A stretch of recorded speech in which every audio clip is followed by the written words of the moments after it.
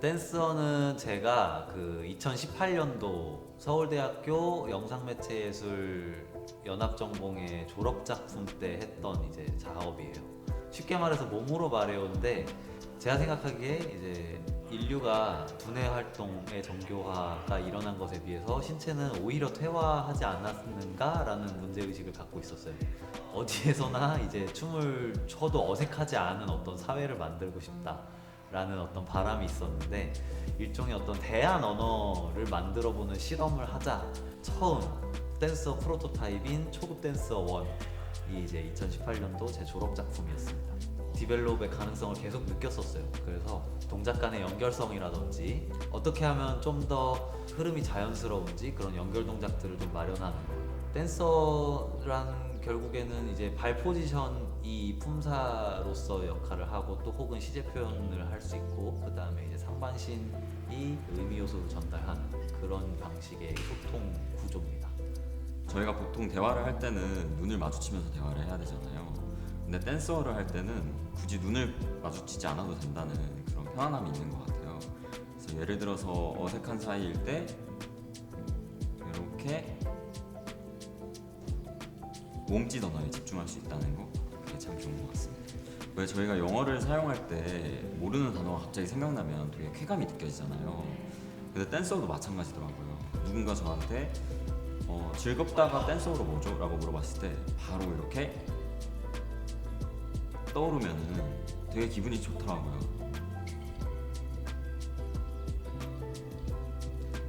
기억에 남는 에피소드는 감독님이 어제라는 말을 하자마자 제 몸이 이렇게 반응을 하더라고요. 그걸 보고 이제 다른 댄서분들도 되게 놀라워했었고, 아무래도 댄서도 문법과 어떤 문법 안에서의 품사 이런 것도 다 규칙이 있다 보니까 그 규칙을 놓쳐버렸을 때 말 같지 않은 소리가 되거든요. 그래서 말 같은 소리를 하자, 그 모토가 저희 이번 촬영을 할 때 임했던 자세입니다. 뇌를 좀 한참 거치고 말을 해야 되는 경우가 많더라고요. 한 번 더 말을 되짚어서 생각하고 말할 수 있는 텀이 생긴다고 해야 되나? 익숙하지 않아서 그런지 오늘 5분 남았으면 5분을 더 채워서 이제 거기에 따라 동작을 맞춰봐야 돼, 아니면 이런 식으로 뭔가 시간이나 뭐 카운트를 딱 주면서 여기 안을 채워봐 이런 식으로 진행을 한다면 여기에 뭔가 주어진 제시어에 맞춰서 이제 만들면 되는 거니까 그런 것들이 좀 편했던 것 같아요. 말로 했을 때 뭔가 의미심장했던 이 사람의 기분이 어떤 건지 잘 모르겠는데 했던 것들을 이제 몸으로 보여주니까 소심한 느낌보다는 좀 더 밝게 사람들이랑 마주할 수 있지 않을까. 지금 생각해보니 일단 좁은 공간에서는 대화를 못하지 않을까. 제가 태민님이랑 같이 지하철을 탄 적이 있었는데 지하철에 사람도 많고 마스크도 쓰고 입모양도 잘 안 보이고 안 들리니까 저도 모르게 댄서로 막 배고프다 졸리다 이런 말을 동작으로 하고 있더라고요. 그래서 춤추는 사람 입장으로서 춤으로 대화를 한다라는 게 조금 신박하고 감독님이 이제 카운트 세주시면서 단어를 이렇게 말씀해 주셨는데 잘못 말하셨어요. 원래 오늘이라 하셨어야 되는데 어제라고 하신 거예요. 호령 오빠 순서는 뭐 오늘 춤춘다 이런 거라면 감독님이 어제 춤췄다 이런 거예요. 호령 오빠는 자기 거 계속 연습해 왔는데 자기도 모르게 어제라는 단어 듣는 순간 바로 어제라는 동작이 나온 게 벌써 오빠가 이렇게 익숙해졌구나. 비밀 대화 같은 건 없겠다. 다 몸으로 보여주니까 내가 무슨 말 하는지 저 사람이 무슨 말 하는지 다 보이겠다. 저는 싫을 것 같아요. 뭔가 제가 말하는 거랑 상대방이 말하는 거를 모두가 볼 수 있고 뒷담화가 없는 세상이지 않을까. 댄서 랩이 생겨나지 않을까 라고 생각합니다.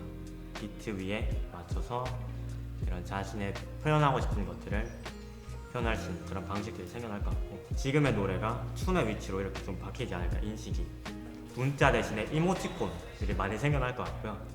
그런 식으로 많이 인터넷 세상에서 이모티콘을 활용한 의사소통이 많이 다양해지지 않을까.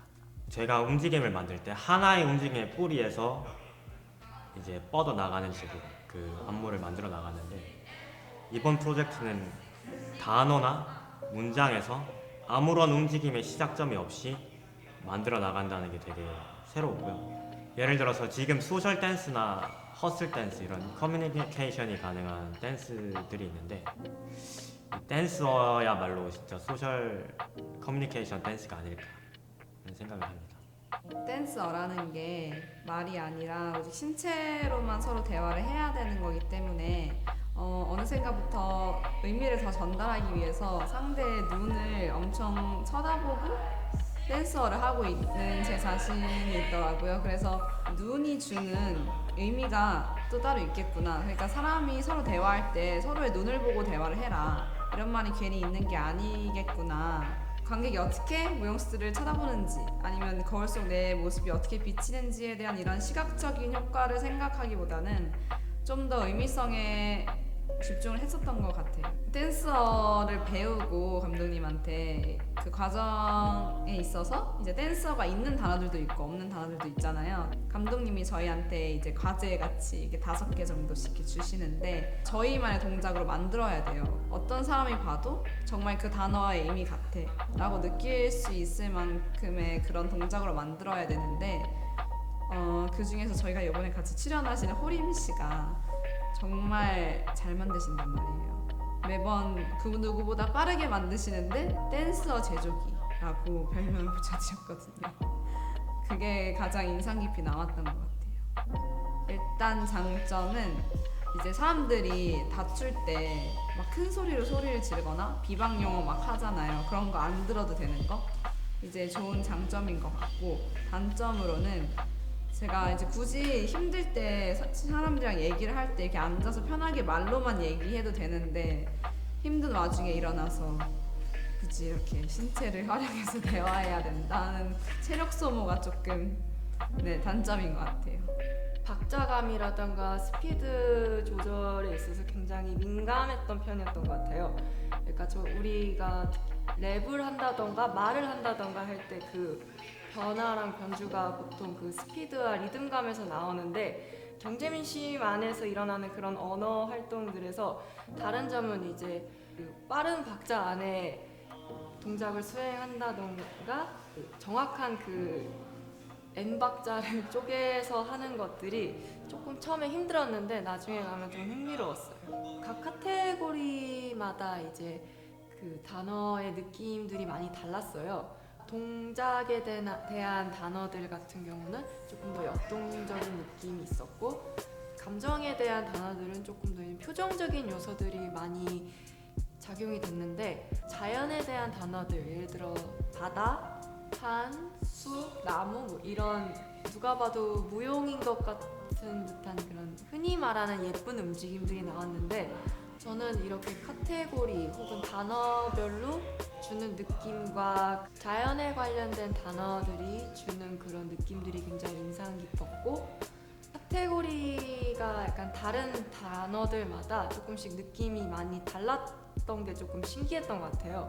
이제 처음으로 12명이서 다 같이 이제 그 한 문장을 반복 구사를 하면서 이제 국무 파트를 연습을 해봤는데 문장이 그 예전부터 감독님이 이 문장을 해야 된다 주문을 넣었었는데 이제 그때 가서야 왜 이 문장을 할 수밖에 없고 이 문장이 우리한테 어떠한 의미를 갖는 건지가 리허설을 할 때 깨달았고 감독님이 살짝 울컥하셔서 저희가 많이 놀리긴 했는데 지금도 약간 그때 생각이 좀 나고 질문 받아서 기억이 났네요 다시.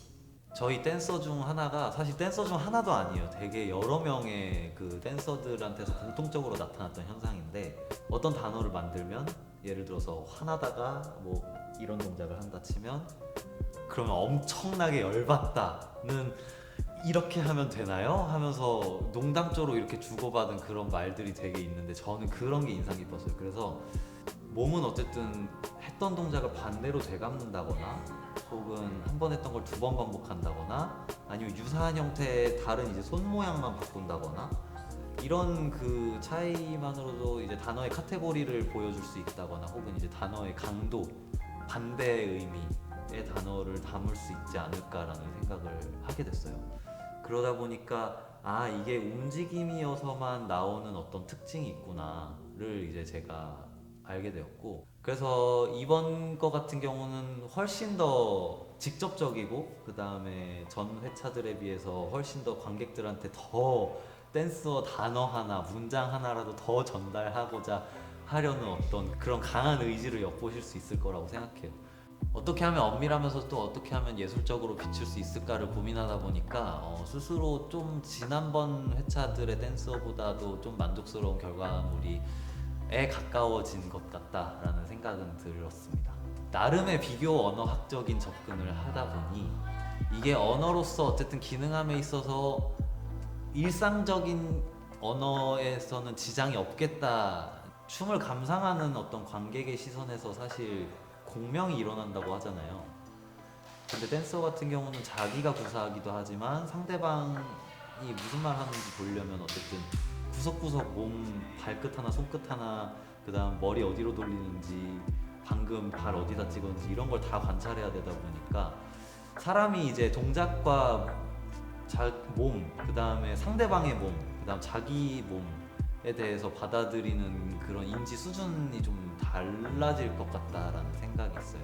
사고 실험을 관객들과 나누기 위해서 이번 작품을 한 거고, 조금의 관객들한테 이제 선보였던 댄서를 이제 이번 기회에 더 많은 관객들과 나눔으로써 이런 제가 갖고 있는 전망들 여러 사람이 보고 동참할 수 있지 않을까라는 기대가 있습니다.